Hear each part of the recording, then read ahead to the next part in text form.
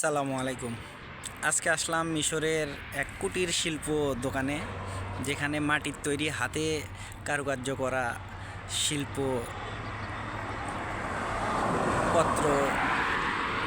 বাজার দেখার জন্য আসলে সেই দোকানে আসলাম। অনেকেই বলে যে মিশরের ঐতিহ্য জায়গাগুলো একটু দেখাইন, যার কারণে আজকে মিশরের ঐতিহাসিক কিছু মাটির তৈরি পাত্র দেখানোর উদ্দেশ্যে এই দোকানে আজকে আসলাম।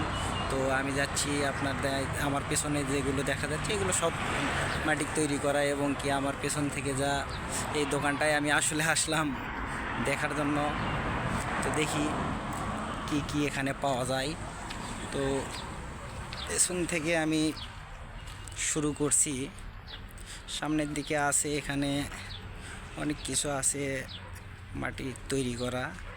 এই আমার আমার পেছনে যে জিনিসটা দেখা যায়, এটা দেখতে আমিও প্রথমে বুঝতে পারিনি যে এগুলো আসলে মাটির তৈরি, বা এগুলো আমার পেছনে যে দেখেন, এগুলো দেখলে বোঝা যায় না যে আসলে মাটির তৈরি করা জিনিসগুলো তারা হাত দিয়ে এত কারুকার্য করে রাখছে, এত নিখুঁতভাবে সম্পাদন করছে কাজগুলো, দেখে আসলে মন জুড়িয়ে যায়।